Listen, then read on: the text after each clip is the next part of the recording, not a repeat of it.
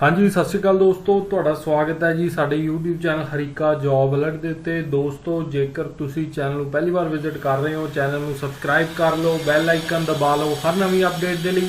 तो दोस्तों most awaiting भर्ती Baba Farid university of health sciences Faridkot वालों।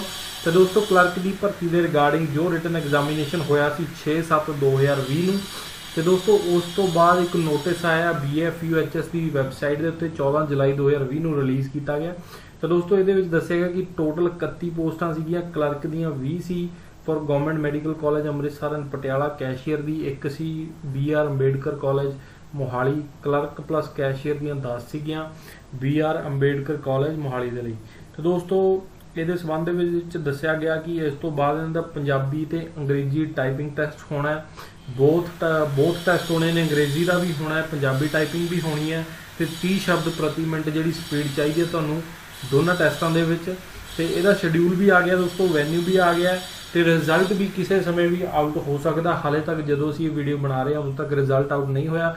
जो भी रिजल्ट आउट हुंदा तां असीं इस वीडियो के डिस्क्रिप्शन दे विच तुहानूं लिंक दे दांगे, उत्थों तुसीं अपना लिस्ट देख सकते हो, लिस्ट दे विच नाम देख सकते हो। तो दोस्तों इत्थे दस दी कि सिर्फ उन्ने ही कैंडीडेट्स नूं टाइपिंग टैसट के लिए बुलाया गया जिन्ने कैंडीडेट मैरिट लिस्ट दे विच आउंदे आ, भाव के जिन्नियां पोस्टां आ।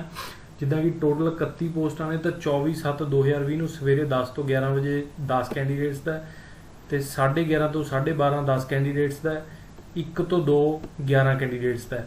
तो दोस्तों ये जिहड़ा तुहाडा किहड़े मतलब कितनी टाइमिंग ते तुहाडा टाइपिंग टैसट है, ये तुहाडा रिजल्ट लिस्ट दे विच ही होएगा। दोस्तों ये तुसीं देख लेना है, इस वीडियो के डिस्क्रिप्शन दे विच तुहानूं लिंक मिल जाएगा रिजल्ट लिस्ट का।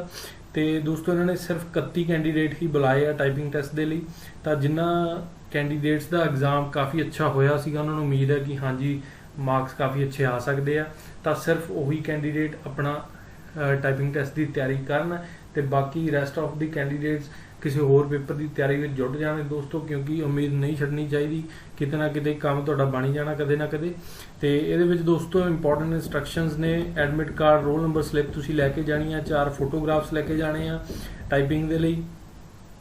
तो वैन्यू तो तुसीं 1 घंटा पहला पहुँच जाना है दोस्तों। वैन्यू नोट कर लो, academic block university library inside medical campus Sadiq road Faridkot. ठीक है जी, फरीदकोट तुहाडा जिहड़ा टाइपिंग टैसट होना है BFUHS दे विच। ते इहदे लई दोस्तों डॉक्यूमेंट वैरीफिकेशन भी तुहाडी ऑन दी स्पॉट ही हो जानी है जेकर तुसीं क्वालीफाई कर जाने हो दोनों टाइपिंग टैसट अंग्रेजी ते पंजाबी वाले। दोस्तों जेकर तुसीं पंजाबी टाइपिंग हाले तक नहीं स्टार्ट की तो तुसीं पंजाब गवर्नमेंट की तैयारी कर रहे हो, तो अगे काफ़ी पोस्ट आने वाली ने, जिद्दां पंचायत सैकटरी की पोस्ट होंदी आ ਉਹਦੇ ਵਿੱਚ ਵੀ ਪੰਜਾਬੀ ਟਾਈਪਿੰਗ ਟੈਸਟ ਹੁੰਦਾ ਹੈ, ਹੋਰ ਵੀ ਕਲਰਕ ਵਗੈਰਾ ਦੀਆਂ ਹੁੰਦੀਆਂ ਨੇ ਉਹਨਾਂ ਦੇ ਵਿੱਚ ਵੀ ਪੰਜਾਬੀ ਟਾਈਪਿੰਗ ਟੈਸਟ ਹੁੰਦਾ ਹੈ। ਤਾਂ ਜੇਕਰ ਤੁਸੀਂ ਟਾਈਪਿੰਗ ਨਹੀਂ ਸਟਾਰਟ ਕੀਤੀ ਤਾਂ ਅੱਜ ਤੋਂ ਸਟਾਰਟ ਕਰ ਦਿਓ ਅੰਗਰੇਜ਼ੀ ਪਲੱਸ ਪੰਜਾਬੀ ਟਾਈਪਿੰਗ, ਕਿਉਂਕਿ ਆਉਣ ਵਾਲੇ ਸਮੇਂ ਦੇ ਵਿੱਚ ਤੁਹਾਡੇ ਬਹੁਤ ਹੀ ਕੰਮ ਆਉਣੀ ਹੈ ਇਹ। ਤਾਂ ਦੋਸਤੋ ਇਹਦੇ ਵਿੱਚ ਤੁਸੀਂ ਓਰੀਜਨਲ ਡਾਕੂਮੈਂਟਸ ਆਪਣੇ ਨਾਲ ਲੈ ਕੇ ਜਾਣੇ ਆ, ਜਿਹਦੇ ਵਿੱਚ ਤੁਹਾਡੀ ਫੀਸ ਰਿਸਿਪਟ ਹੋਗੀ, admit card, roll number slip, photograph, experience, age proof of Punjabi pass at matric level, academic certificate, caste certificate, category certificate, residence certificate.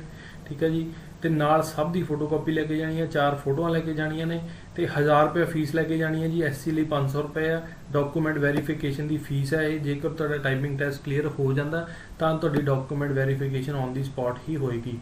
तो E-पास तुसीं डाउनलोड कर लेना कोवा ऐप दे उत्तों।